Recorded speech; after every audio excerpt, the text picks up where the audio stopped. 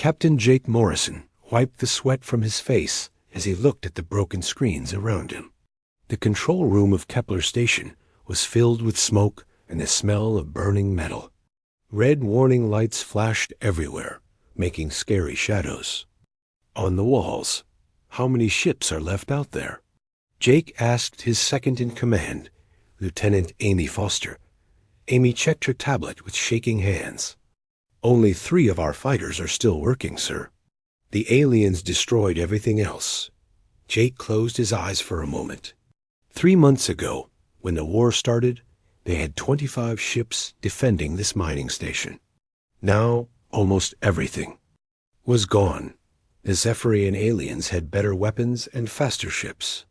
Their plasma guns could cut through human armor like it was paper. "Sir, incoming message from the alien commander," said Sergeant Pete Collins from his radio station. "Put it on speaker," Jake ordered. A cold, strange voice filled the room. The alien spoke English, but it sounded wrong, like a machine trying to copy human speech. "Human leader, your forces are defeated. Surrender now and your people will live." Jake looked around the room at his 42 remaining soldiers.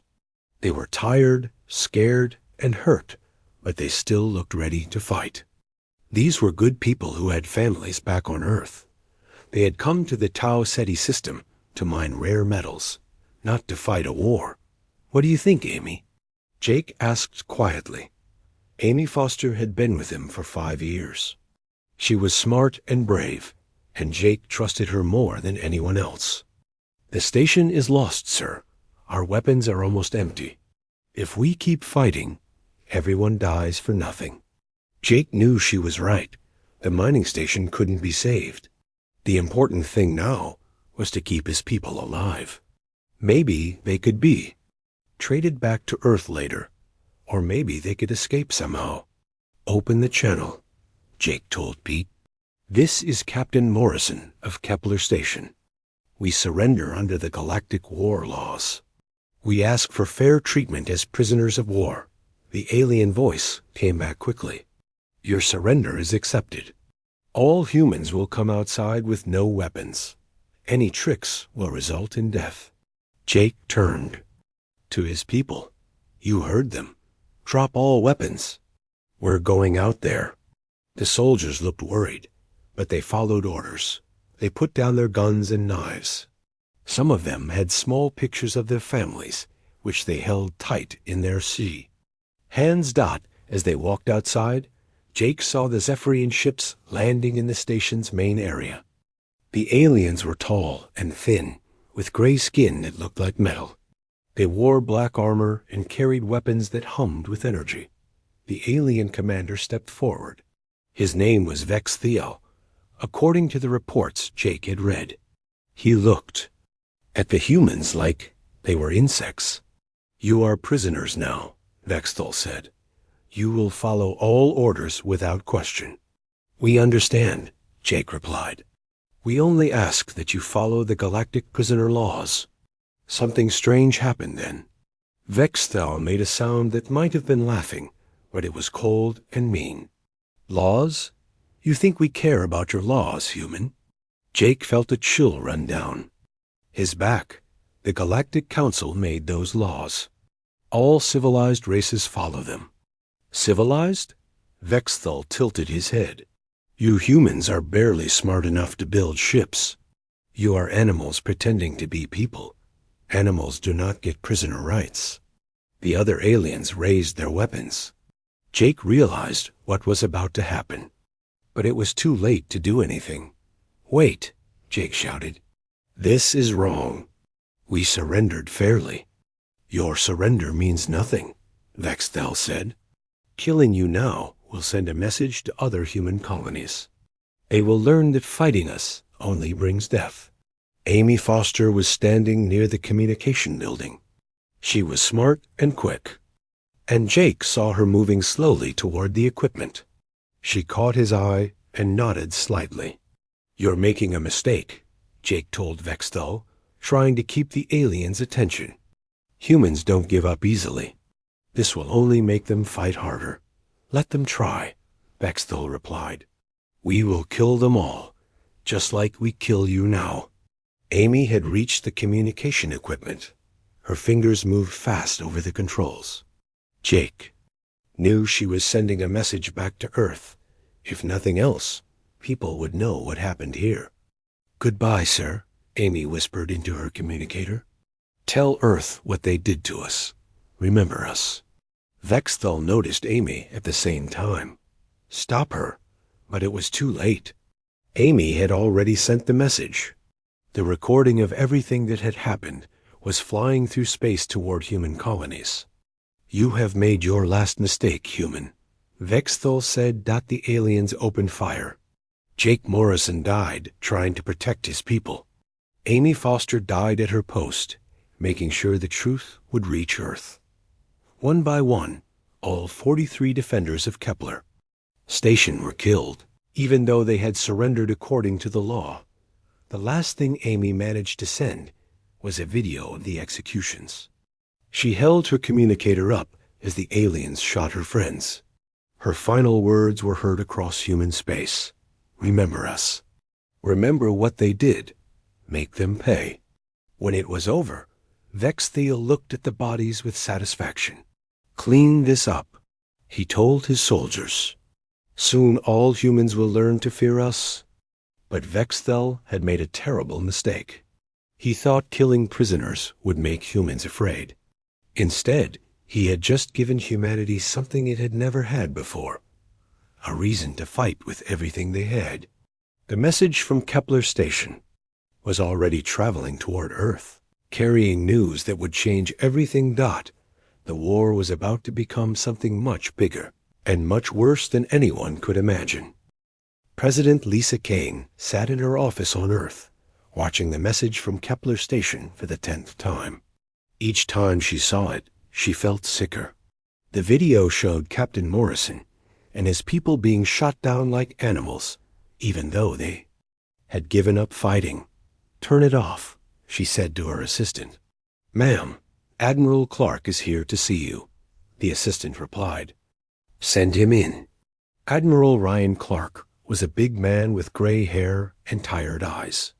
He had been fighting in space for 20 years, but he had never seen anything like this before. They broke every rule in the book, Ryan said as he sat down. Killing prisoners is against everything the Galactic Council stands for. I know, Lisa replied, but what can we do? They have better ships and weapons. 3 months ago, we thought this would be a small war. Now I'm wondering if we can survive at all. Ryan pulled out a tablet and showed her some numbers. Our people are angry, Lisa, really angry. Every recruitment center on Earth has lines of people waiting to join the military. The colonies are sending everything they have. Ships, supplies, soldiers, even kids who are barely old enough to fight. Lisa looked at the numbers. They were incredible. Millions of humans wanted to join the war effort. This is more people than we've ever had in our military. It's the video, Ryan explained. Everyone has seen what happened to Morrison and his people. They're not scared anymore. They're mad. On the other side of Earth, Dr. Helen Walsh was working in her laboratory. She was the best weapons scientist that humanity had, and now she had a new job. Figure out how to fight aliens who were much more advanced than humans. Carl, come look at this, she called to her partner, engineer Carl Bennett. Carl walked over to her workstation. Helen was looking at pieces of Zephyrian technology that had been captured in earlier battles. Their weapons are definitely better than ours, Helen said. But look at this power source. It's very complex, but it's also fragile. One good hit in the right place, and the whole weapon stops working. Carl studied the alien device. What are you thinking? I'm thinking we need to stop trying to build better versions of their weapons, Helen replied. Instead, we should build weapons that work completely differently. Things they won't expect. In another part of the building, Intelligence Officer Sam Parker was studying everything humanity knew about Zephyrian society. He had learned their language and was reading their communications. "This is interesting," Sam said to his team. "The Zephyrians aren't just one species. They're actually 5 different alien races working together. And they don't all like each other very much." "What do you mean?" asked his assistant, Linda Gray. "Look at these messages." Sam pointed to his screen. "The Zephyrians think they're the smartest and most important. The other 4 species have to follow their orders, but they don't like it. There's a lot of anger under the surface. Can we use that somehow?" "Maybe," Sam replied. "If we can prove that the Zephyrians are not as strong as they pretend, the other species might start thinking about switching sides." Back in the president's office, Lisa was meeting with leaders from all the human colonies. The room was full of angry voices. "They murdered our people in cold blood," said Governor Tom Martinez from Alpha Centauri. "This isn't just war anymore. This is about survival." "The colonies are with you, Madam President," added Representative Jane Addams from Proxima Station. "Whatever you need, we'll provide it." Lisa stood up and walked to the window. She could see spaceships launching from Earth, heading out to join the war. Each ship carried soldiers who had volunteered after seeing the Kepler Station video. "They think killing our prisoners will make us afraid," Lisa said slowly. "They think we'll give up and run away. They don't understand humans very well." "What are you thinking?" Ryan asked. "I'm thinking we're going to show them what happens when you hurt innocent people," Lisa replied. "We're going to hit them so hard they'll never forget it." The next day, Lisa gave a speech that was broadcast to every human colony in space. She stood behind a podium with the flag of Earth behind her. Her voice was calm, but everyone could hear the anger underneath. "My fellow humans," she began, "you have all seen what happened at Kepler Station. You have seen how the enemy treats prisoners of war. This is not the kind of universe we want to live in. From this moment on, Earth declares total war against the Zephyrian Collective. Every factory will make weapons. Every shipyard will build warships. Every human who can fight will have the chance to serve. But we will not become like them. We will follow the laws of war. We will treat prisoners fairly. We will show the galaxy that humans are better than murderers and criminals." Captain Morrison and Lieutenant Foster and all the brave people who died at Kepler Station will be remembered. Their sacrifice will not be forgotten, and their deaths will be the reason we win this war. Remember Kepler. Remember our people. And remember that we fight not for conquest, but for justice. The speech was heard on every human world. Within hours, more volunteers were signing up to fight. Factories that had been making civilian goods switched to making weapons and armor. Scientists who had been studying peaceful things started working on military technology. Dr. Walsh called President Kane that evening. "Lisa, I think we have something. Carl and I have been working on a new kind of weapon. It uses human mining equipment as a base, but we've modified it to punch through alien armor." "How soon can you have it ready?" Lisa asked. "Give us 6 months. Maybe less if we get enough help. You'll have all the help you need." In space, Admiral Clark was organizing the largest human fleet that had ever been assembled. Ships from Earth, Mars, the asteroid belt, and dozens of colonies were joining together. Most of them were not military ships. They were cargo haulers, mining vessels, and passenger ships that had been fitted with weapons. "It's not pretty," Clark told his staff, "but it's the biggest fleet we've ever had. And every person on every ship has seen that video from Kepler Station." "Will it be enough?" asked Captain Betty Stone. "It has to be," Clark replied, "because the alternative is letting them do to other humans what they did to Morrison's people." Zephyrians were watching all this activity, but they weren't worried.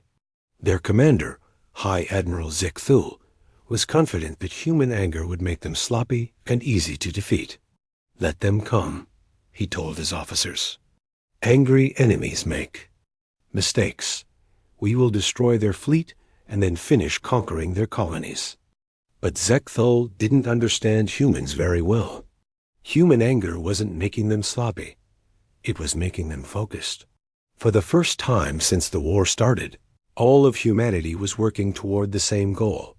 The video from Kepler Station had done something that no human leader had ever managed to do before. It had united every human in space behind a single cause. Rich or poor, earthborn or colony-raised, military or civilian, everyone wanted justice for the 43 people who had died trying to surrender. The war was about to change in ways that no one could predict. The Zephyrians thought they had won an easy victory at Kepler Station. Instead, they had awakened something in humanity that they would soon learn to fear. 6 months after the massacre at Kepler Station, Captain Danny Torres stood on the bridge of his ship, the USS Vengeance. The ship was not beautiful like the old Earth Navy vessels. It looked rough and mean, built from mining equipment and fitted with Dr. Helen Walsh's new weapons. "Target acquired, sir," said Lieutenant Mike Chun from the weapons station. "Nexus Prime is right ahead of us." Danny looked at the alien colony through his viewing screen. Nexus Prime was a Zephyrian world with 3 million inhabitants. It had factories, military bases, and a large spaceport.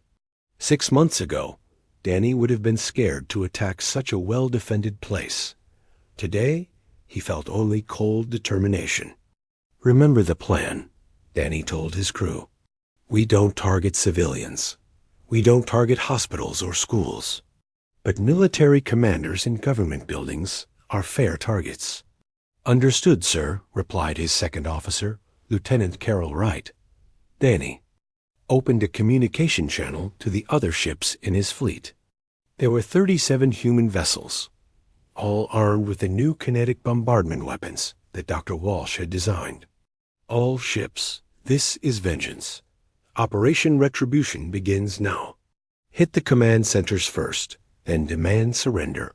If they refuse, we take the military targets. But remember, we are not like them. No killing of innocents." The human fleet moved forward.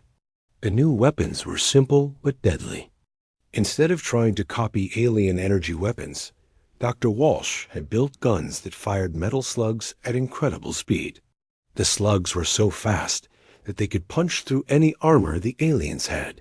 On Nexus Prime, Commander Thexfer was having breakfast when the attack began. He was a veteran Zephyrian officer who had fought in many wars, but he had never seen anything like this. "Sir," his aide shouted as he ran into the dining room. "Human ships. They're firing on the command complex." Thexfer dropped his food and ran to the command center. When he got there, half of his staff was dead and the building was falling apart. The humans had hit them with perfect accuracy, destroying only military targets. "Return fire," Thexfer ordered. "Sir, our main weapons are offline," reported his weapons officer. "The humans hit the power generators first." On his ship, Danny watched the alien responses on his tactical display. The Zephyrians were trying to fight back, but their weapons couldn't reach the human ships. Dr. Walsh's weapons could fire from much farther away than alien guns. "Sir, incoming message from the planet," said the communications officer. "Put it on screen." Commander Thexver appeared on Danny's viewing screen. The alien looked angry and confused. "Human Commander, what is the meaning of this attack?" "Nexus Prime is a peaceful colony." Danny's face was like stone. "Commander, this is Captain Torres of the human fleet. 6 months ago, your people murdered 43 human prisoners at Kepler Station. Today, justice begins." "That was a military decision," Thexver replied. "Your people were enemy soldiers. Your people were prisoners of war who had surrendered." "Legally," Danny shot back. "You broke every rule of civilized warfare. Now you face the consequences. You cannot defeat us. We have orbital defense platforms and fighter squadrons. Danny smiled coldly. Look at your tactical display, Commander. Your defense platforms are gone. Your fighters are destroyed. Your command centers are in ruins. You have two choices: surrender or watch your military forces be completely eliminated. Exfer checked his displays and felt sick. The humans had destroyed his defenses in less than an hour. Their attack had been perfectly planned and brutally effective. What are your terms? Exfer asked. Complete surrender of all military forces on Nexus Prime. All Zephyrian officers will be taken prisoner. All weapons and military equipment will be turned over to human forces. And if I refuse? Then we continue the bombardment until nothing military is left standing. Exfer thought about his options. He could keep fighting, but it would be hopeless. The humans had clearly learned how to fight much better since the war began. I need time to consider. You have 10 minutes, Danny replied, and cut the communication. On the planet, Exfer called his remaining officers together. What do you think? He asked them. Sir, resistance is useless, said his chief of staff. They have destroyed our ability to fight. If we continue, they will kill us all. But if we surrender, we become prisoners. Remember what we did to their prisoners at Kepler Station. The room went quiet. Everyone knew what Exfer was thinking. The humans might decide to take revenge. 10 minutes later, Danny received Exfer's answer. Human Commander, Nexus Prime surrenders. We request fair treatment under galactic prisoner laws. Your surrender is accepted, Danny replied. Prepare for human landing forces. 3 hours later, Captain Kate Collins led the first human. Soldiers onto Nexus Prime. The aliens had gathered in the main plaza, waiting nervously. They expected to be shot like the humans at Kepler Station. Instead, Kate walked up to Commander Exfer and said, Sir, you are now a prisoner of war. You will be treated according to galactic law. You will not be harmed as long as you cooperate. Exfer stared at her. You are not going to execute us? No, Kate replied firmly. Humans follow the rules of war, even when our enemies do not. The captured aliens were loaded onto transport ships. They were given food, medical care, and clean places to sleep. The human soldiers treated them with respect, even though many of the humans had lost friends at Kepler Station. Word of the battle spread quickly through both human and Zephyrian space. The humans had won a complete victory, but they had also shown mercy to their enemies. This confused many aliens who thought humans were savage barbarians. Admiral Ryan Clark received a report from Captain Torres that evening. Complete success, sir. Nexus Prime is under human control. We captured 847 alien prisoners, including their senior command staff. No human casualties. Excellent work, Danny. What about the prisoners? They're being treated well, sir. Some of them seemed surprised that we're following prisoner laws. Good. How did the new weapons perform? Better than expected. Dr. Walsh's kinetic bombardment system is incredible. We can hit targets from distances the aliens can't even reach. And the psychological effect was perfect. Ryan understood what Danny meant. The humans had won so quickly and completely that other alien forces would start to worry. Fear was a powerful weapon in war. On Earth, President Lisa King was meeting with her staff. The news from Nexus Prime had arrived an hour ago. This is exactly what we needed, she told them. A clean victory that shows we can beat them, but also shows we're better than they are. Madam President, said her intelligence chief, we're getting reports that some Zephyrian colonies are asking for peace talks. Not yet, Lisa replied. We need to hit them harder first. They need to understand that murdering prisoners has consequences. Dr. Helen Walsh was already working on improvements to her weapons. The success at Nexus Prime had given her ideas for even better designs. Carl, What if we could make the bombardment weapon smaller? She asked her partner. Small enough to put on fighter ships? That would give us incredible tactical flexibility, Carl replied. We could hit them anywhere, anytime. Then let's make it happen. The war was changing. For 3 months, humans had been losing battles and retreating. Now they were advancing, winning, and showing the galaxy that they could fight with both skill and honor. Commander Thexver, sitting in his clean prison cell aboard a human ship, was thinking about this change. The humans had every reason to hate the Zephyrians after Kepler Station. But instead of becoming monsters, they had become something much more dangerous. They had become an enemy that could not be defeated because they fought for something bigger than themselves. They fought for justice, and that made them unstoppable. High Commander Zechthel stood in his war room, staring at the star map that showed the current state of the war. Red markers indicated human victories, and there were far too many of them. In just 2 months since Nexus Prime, the humans had captured 6 more Zephyrian colonies and destroyed dozens of military installations. How is this possible? He asked his staff. 3 months ago, we were winning easily. Now we retreat from every battle. His intelligence chief, Sub-Commander Velkar, looked nervous as he delivered his report. Sir, the humans have completely changed how they fight. They no longer try to match our technology. Instead, they use weapons and tactics that we cannot predict or counter. Explain. At Sigma Draconis, they used modified mining ships to break through our orbital defenses. At Kepler 7, they somehow turned our own communication systems against us. At Beta Hydri, they disappeared for 3 days, then appeared behind our fleet and destroyed our supply ships. Zechthal felt a cold fear growing in his stomach. What about reinforcements from our allied species? That is another problem, sir, Velkar replied quietly. The Krenari, Vexel, Threnody, and Sekthare leaders are asking difficult questions about Commander Vexthal's decision to execute human prisoners. What kind of questions? They want to know why we broke galactic law.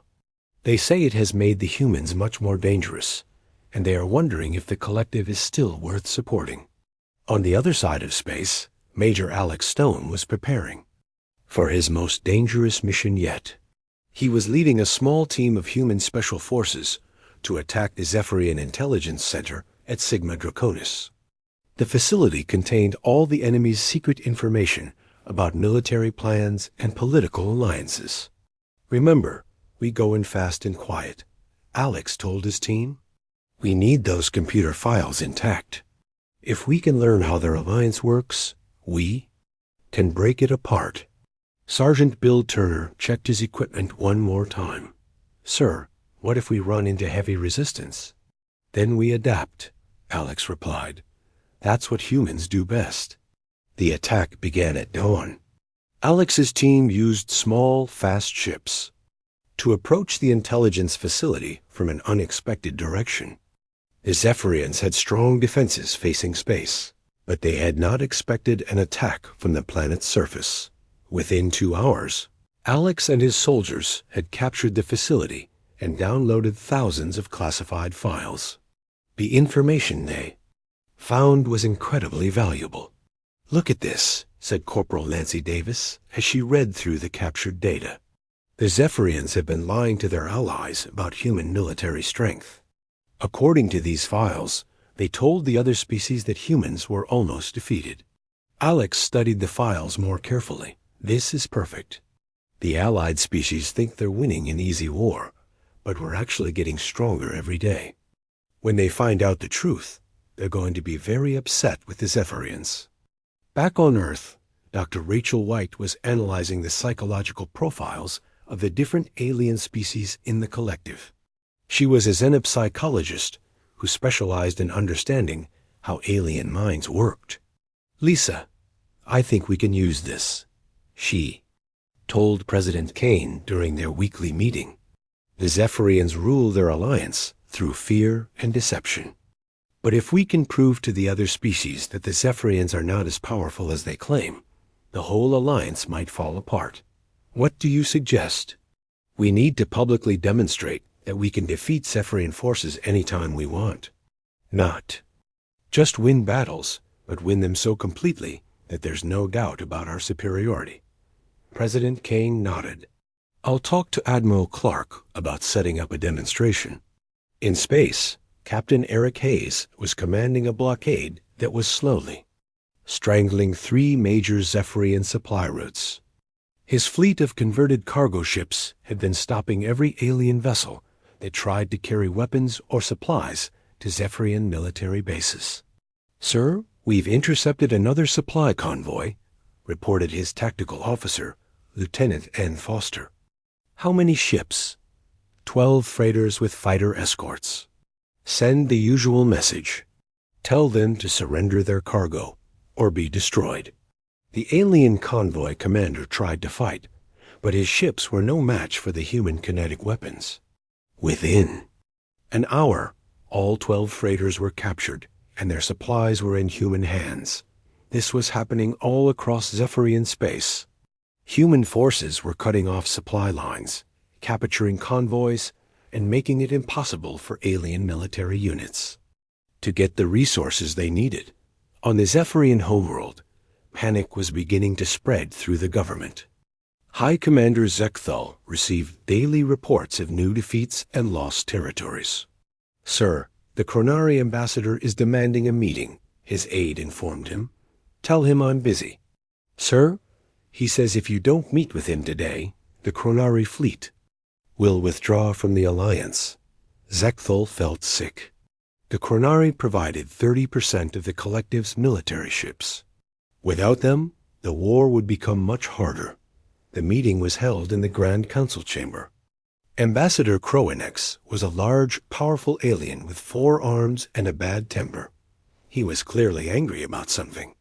Explain to me, Zekthal, why my people are dying in a war that you told us would be easy, Crowanex demanded.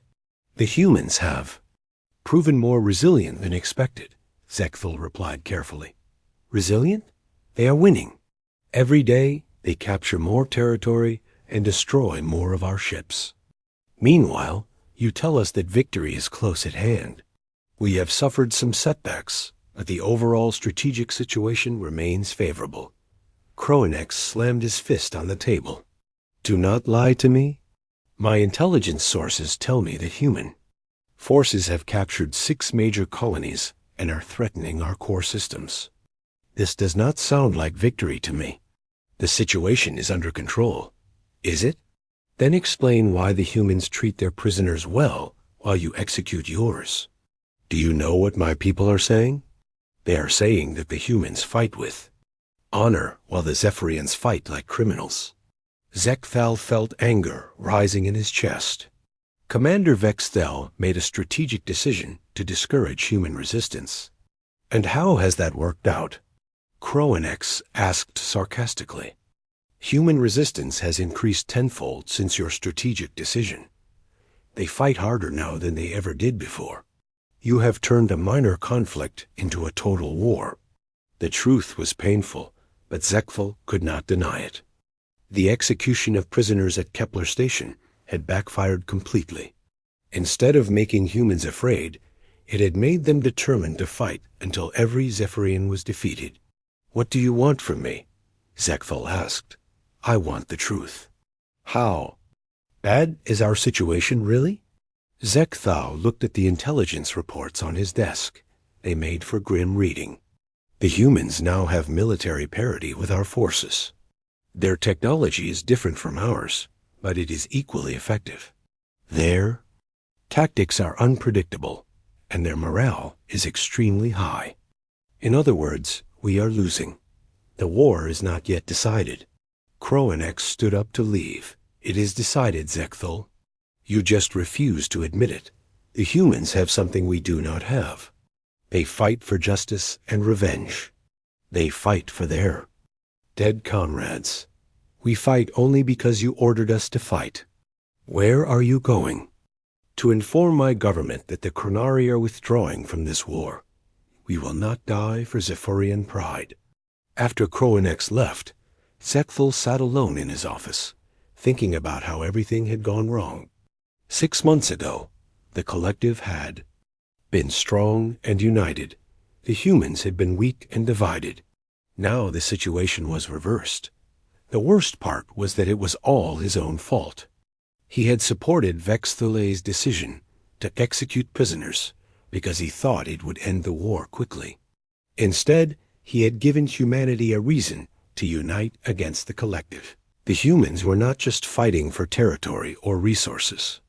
They were fighting for justice. And that made them much more dangerous than any enemy the Zephyrians had ever faced. The alliance was cracking apart. The military situation was desperate, and the humans showed no signs of stopping their advance. For the first time since the war began, Zekthul wondered if the collective could survive. He was about to find out that wondering was not enough. The humans were coming, and they intended to finish what the Zephyrians had started at Kepler Station. Admiral Ryan Clark stood on the bridge of his flagship, looking at the blue and green planet of Zephyr Prime through the viewing screen.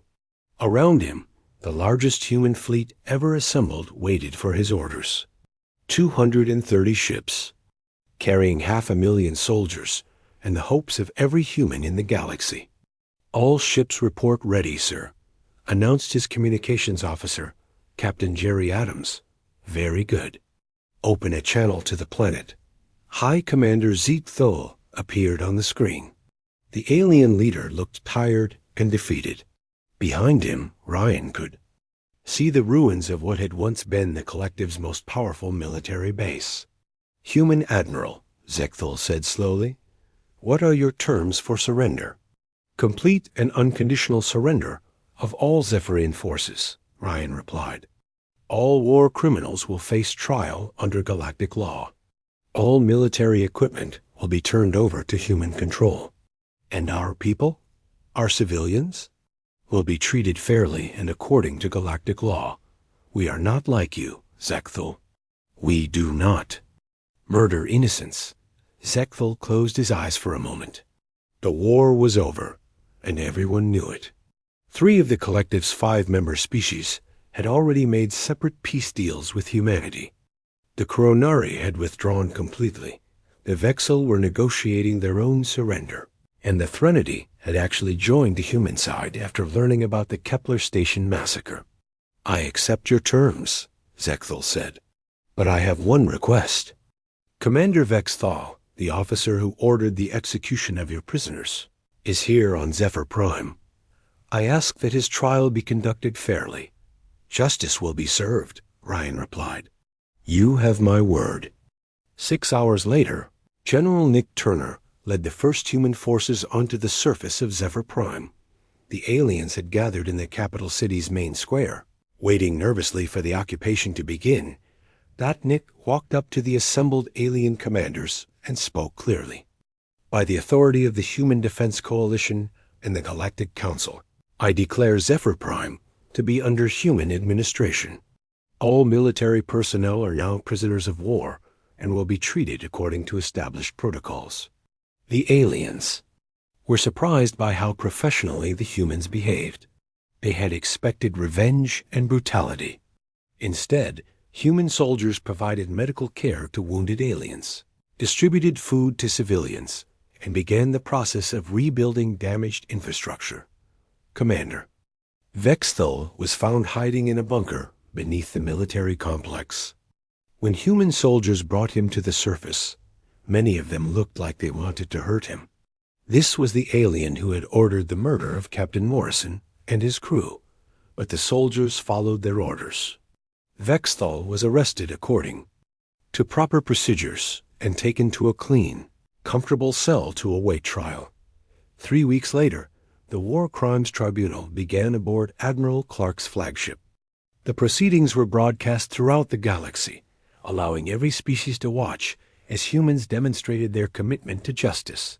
Lieutenant Colonel Beth Morrison, sister of the murdered Captain Jake Morrison, served as the chief prosecutor.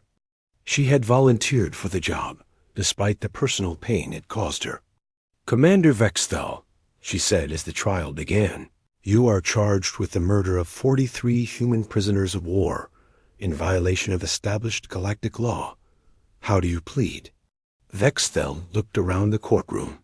It was filled with representatives from dozens of different species, all watching to see how humans conducted justice. "I plead not guilty," he said. "I was following military orders and acting in the best interests of my people." Beth had expected this answer. "The Galactic War Conventions are clear, Commander. Military orders do not justify the execution of prisoners who have lawfully surrendered." The trial lasted for 2 weeks. Beth presented video evidence of the massacre, testimony from alien witnesses, and documentation proving that the human prisoners had surrendered according to proper procedures. Vexthel's defense lawyer, a human attorney named Robert Chun, argued that his client had been following the orders of his superiors and believed the executions were legally justified under Zephyrian military law. "That is irrelevant," Beth replied during her closing arguments. "Galactic law supersedes local military codes. Every civilized species has agreed to these principles." Commander Vexthel knew he was committing a war crime when he ordered those executions.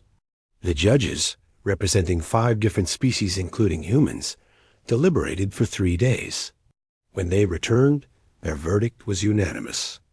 "Commander Vexthel," announced the chief judge, "this tribunal finds you guilty of crimes against sentient beings, specifically the murder of prisoners of war. You are sentenced to life imprisonment under human supervision." Vexthel showed no emotion as the sentence was read. He had expected to be executed, as he would have executed a human in the same situation. The fact that the humans were giving him life instead of death proved their commitment to their own principles. After the trial, President Lisa Kane held a ceremony to establish the new Galactic War Crimes Enforcement System. Representatives from over 50 species attended, including former enemies who now wanted to work with humanity. "Today we create something new," Lisa announced. "A system of justice that applies to all species in all conflicts. Never again will prisoners of war be murdered while the galaxy watches and does nothing." The new enforcement system would be headquartered on Kepler Station, which had been rebuilt as a memorial to the 43 humans who died there. Their names were carved in stone at the entrance, along with the words, "They died as prisoners of war. They are remembered as heroes of humanity." Dr. Helen Walsh was appointed as the head of the new Galactic Weapons Monitoring Agency. Her job was to ensure that future wars would be fought with weapons that minimized civilian casualties. "War will always exist," she told the assembled delegates, "but we can make sure it is conducted with honor and restraint." Admiral Clark became the first human to serve on the Galactic Military Council, the organization responsible for maintaining peace between species. His experience fighting the Collective had taught him valuable lessons about how to prevent wars before they started. On Earth, families of the Kepler Station victims gathered for a memorial service. Amy Foster's parents were there, along with Jake Morrison's sister Beth and the relatives of all 41 other victims. They did not die in vain, President Kane told the assembled families. Their sacrifice changed the galaxy. Because of them, no other families will have to endure what you have endured. The former Zephyrian Collective was divided into its component species, each of which negotiated separate peace treaties with humanity. The Zephyrians themselves were placed under human supervision for 10 years, during which time they would learn new approaches to diplomacy and warfare. High Commander Zeke Thul, who had cooperated fully with human authorities, was allowed to serve as a liaison between his people and the new galactic government. He spent his time teaching young Zephyrians about the importance of following international law.